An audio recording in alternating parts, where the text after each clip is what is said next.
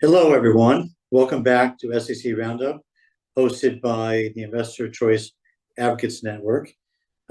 My name is Tom Zucchero, a board member of ICANN, and with me, another board member of ICANN, Nick Morgan. Hi, Nick. Hey, Tom. How you doing? Doing well, thanks.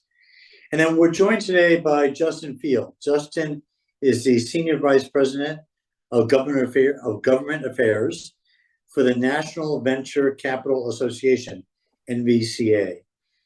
Hello, Justin. Thanks for joining us. Hey, Tom. Hey, Nick. Thanks for having me. So today we're going to talk about Reg D. Reg D is the rule which allows companies to engage in exempt offerings which don't require registration with the SEC. And it often benefits public companies or anyone trying to raise capital because it allows capital raising without the expense and time of a full registration statement. So, Nick, understand that there may be some changes up ahead for Reg D. Do you want to talk about that? I do indeed, Tom. Thanks. So this is a topic that keeps coming up. It reappears with some regularity on the SEC's regulatory agenda, and it is on the agenda again for this month. So we'll see if the commission takes it up. They have a lot on their plate. One of the issues is Form D, which is a filing that companies seeking to take advantage of a Reg D exemption file. And some of the changes that have been kicked around, for instance, by Commissioner Crenshaw, would make the form more burdensome, more detailed. There potentially could be penalties for not filing. And one of the criticisms of these types of changes is that it will increase the burden on those trying to take advantage of a Reg D exempt offering. And the whole point of having Reg D for a lot of people is to lower the expense in getting access to the capital markets. And so one of the criticisms is if you make this form more burdensome, what you're really going to do is you're going to hurt the people who are least, likely to be able to get access to the capital markets in the first place. So that's one of the criticisms. Justin will have some slightly different criticisms, but we're having this chat because this issue of whether to modify the Form D is something the SEC should undertake.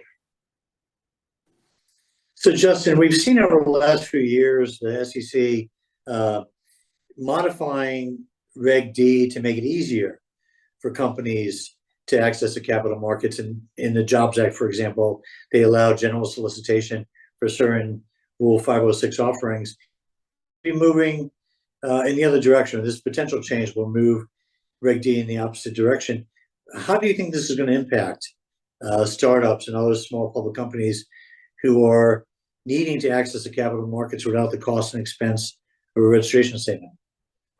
Yeah, it's a great question, and unfortunately, I think the potential impacts are far deeper than our typical regulatory threat. Nick, I think you put it very well, the idea about what increased costs can mean. But because the way that they're fundamentally trying to reshape the Reg D process is the impact that could have could be existential, right?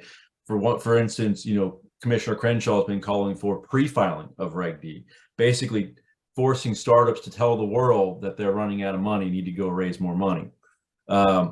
That would be sharing information at a very vulnerable period in a company's lifespan, where anybody who may feel threatened by them, be they corporate incumbents or maybe want to make some money off them, be they patent trolls, plaintiffs' attorneys, could utilize that information at that point in time to make life miserable for that company. In addition, if you think about where a lot of our most innovative national security companies are, most of them are in the private markets. Think about quantum computing, synthetic biology, or any number of those frontier technology areas that we pass as part of chips and science. So much innovation is happening in the private markets, and forcing a lot of that information out of the hands of those companies and into our geopolitical adversaries or anybody else, it's a really dangerous position for us to be taking in the name of trying to get investors, most of whom can get this information on their own, in the name of trying to get investors some additional information. So where do you see this ending up? What is your association's view on the Reg D changes? Yeah, I mean, we've been dealing with. I was joking with Nick earlier, right? For some reason, bad ideas just have a way of sticking around town for a long time, and we've been dealing with this thing really since 2019 when we first saw it show up on the Hill, and we've been able to beat it back every time. Now the advocates are taking their crack at it at the SEC. It's a challenging place, as you know. This has been a very activist SEC, and they've been moving forward with a lot of very controversial issues. So Reg D wouldn't be the first one there. I do think that there's going to be some real challenges that they'll run into if they do move forward with this, because the blow that it would be to competition or to the energy transition, to a lot of really significant priorities in the Biden administration agenda, I think that's going to start to come out, and I think that's going to cause some real headwinds for it. But given where we are right now, we do continue to see the smoke and sort of the signals that the SEC is planning to move forward at some point on a proposal. Well, Justin, thank you so much for your insights. Really appreciate you joining us on this episode of SEC Roundup. Nick, thanks as always, and we'll see you all back at the next SEC Roundup.